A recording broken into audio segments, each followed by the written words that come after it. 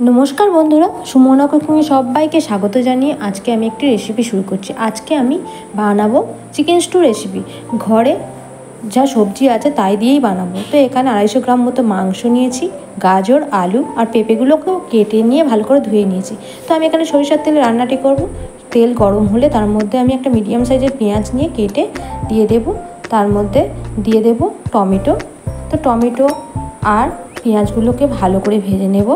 দিয়ে দেব পরিমাণ মতো নুন, দিয়ে টমেটো আর পেঁয়াজটাকে ভালো করে নেড়ে নেব।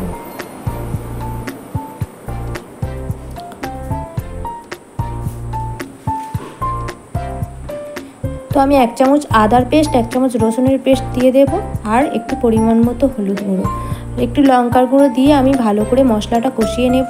কষানো হয়ে গেলে আমি মাংসগুলোকে দিয়ে দেব, দিয়ে আবারও কষিয়ে নেব। আর যে সবজিগুলো কেটে রাখা হয়ে গেছিলো সেইগুলো মাংসের মধ্যে দিয়ে ভালো করে কষাতে থাকবো। তো একটু বেশি সময় দিয়ে কষাতে হবে, তারপরে মাংসর টেস্টটা পাওয়া যাবে।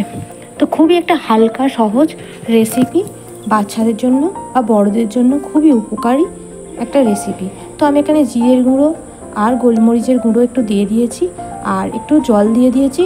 অবশ্যই আপনারা গরম জল করে দেবেন। গরম জল করে যে কোনো তরকারিতে দিলে তরকারির টেস্টটা পাওয়া যায়। এখানে আমি কাঁচা লঙ্কা দিয়ে দিয়েছি, আপনারা যে যেমন ঝাল খাবেন দেবেন। তো কিছুক্ষণ ঢাকা রেখেছিলাম, আবারও ঢাকা দিলাম। ঢাকা দিয়ে রান্নাটা করব। তো আমি চিকেন স্টুতে একটু ঝোলের পরিমাণটা বেশি দিয়েছি। তো আমার রেসিপিটি রেডি হয়ে গেছে, আমি নামিয়ে ফেলেছি। এবার পরিবেশন করব গরম গরম ভাতের সঙ্গে। তো আপনাদের ভিডিওটি কেমন লাগলো অবশ্যই কমেন্ট করে জানাবেন আর লাইক করবেন আর অবশ্যই চ্যানেলটিকে সাবস্ক্রাইব করবেন। আর ভিডিওটি অবশ্যই আপনারা জানাতে ভুলবেন না কেমন হয়েছে। তো আপনারা ভালো থাকবেন, সুস্থ থাকবেন আর সবাইকে ভালো রাখবেন।